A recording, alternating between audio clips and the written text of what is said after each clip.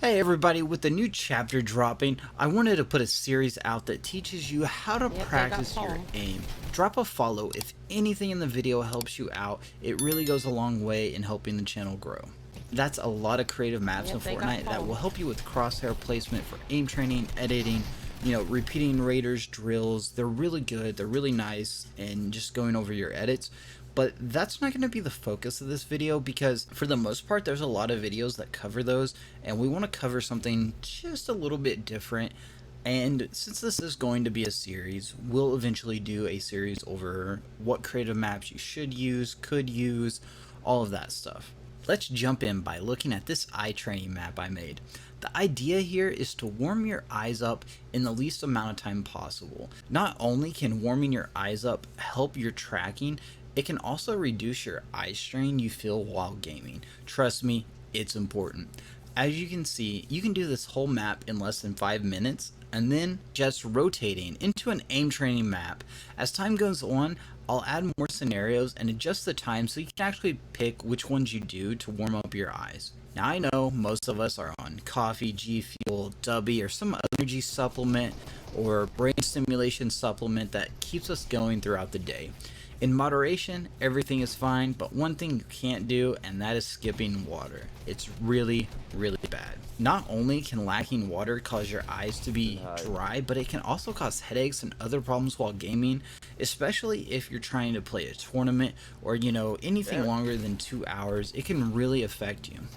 Now, if you're trying to improve, drinking water won't magically make your aim or your tracking better. It definitely won't, but what it will help is keep you at a higher standard. So think of it as two electric cars. You have one with the solar panel and one without.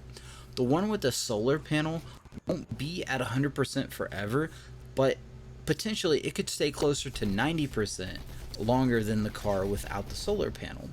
Now, what this means is if you do drink your water and you're doing your good things that you're supposed to do, then you're going to be able to play at a more accurate, higher standard than you would be if you were not drinking water, if you weren't doing certain things. Okay? We're into gamer health. We're going to look at your posture, where your head is relative to your monitor, how you sit, and how you hold your input devices. There are 3 solid core grip techniques for mouse users. There's various keyboard tilts and multiple grips for controllers with or without paddles. So that's a lot of combinations. So I don't really want to go over those today, but pay attention to what is going on physically when you're whiffing shots, when your tracking's bad, but also pay attention to what you did when your aim is spot on perfect. Because a lot of things can affect good shots or bad shots.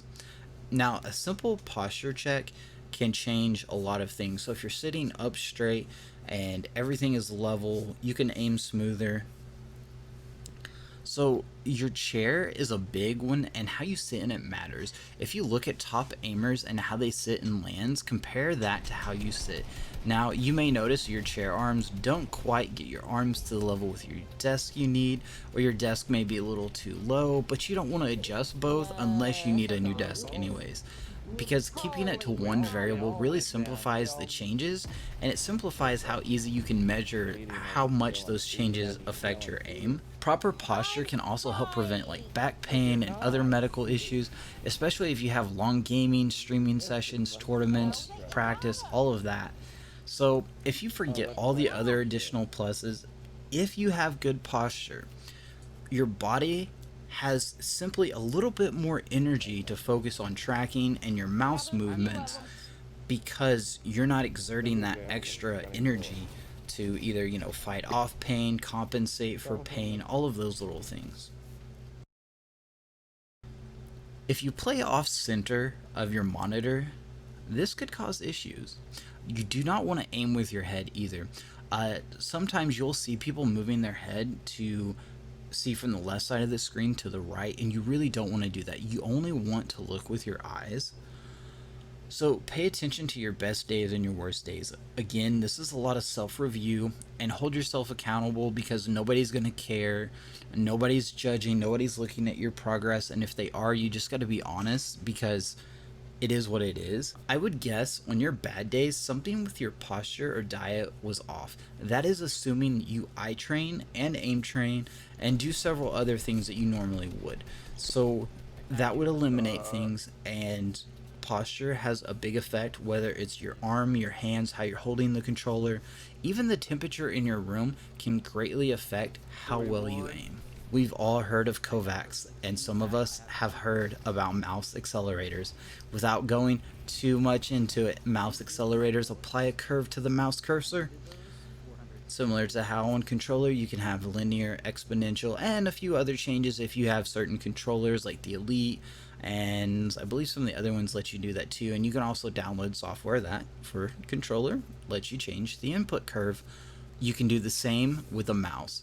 There's a decent list of pro Valorant, CSGO, COD, and other FPS players who use mouse accelerators.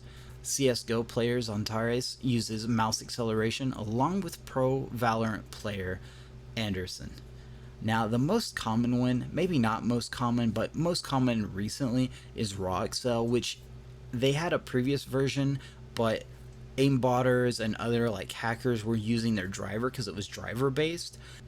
So to combat that, they redid their software and released it as RokuTV. Most games, including Fortnite, allow third-party software as long as it doesn't give you an advantage or only gives you what another input already has, as long as it's not performing more than one action for the input.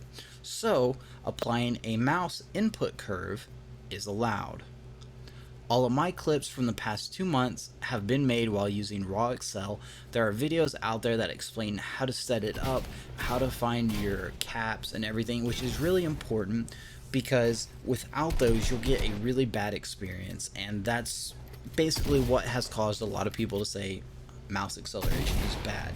It's just a different way to play, and for Fortnite it might actually be the thing that some pros already use, but you just don't know. So RokuTV does not give you aimbot, so little Timmy, go somewhere else because this is not for you. However, it does let someone like me who is on a small mouse pad, and I'm talking like an 8x10, I can hit my flick shots, I can build and edit quickly in Fortnite, yet I can still horizontal track without breaking my arm or wrist. Now that is huge because everybody knows, like, if you're on 800, 400 DPI, you know that your in-game sense, you know what that is. That's usually going to be max at 8 or 10. So with that, you have a lot of mouse pad space. Well, I do not have that. So being able to have both ends of my very neutral input to a faster input for the sensitivity, which is essentially what the acceleration curve does, is game changing. Just a warning, if you tell people you're using a mouse accelerator, they'll most likely think of Windows built-in settings or just awful settings from some old game that had a mouse accelerator, but it wasn't really set up properly and more so used FPS as its cap instead of like a sensitivity cap, and the experience for those are just awful. The technology has came a long way in 2021 going into the future, and I think for Fortnite, for any other FPS games that you want to play, that you want to get better at, a mouse accelerator, if you're on keyboard and mouse, is the way to go.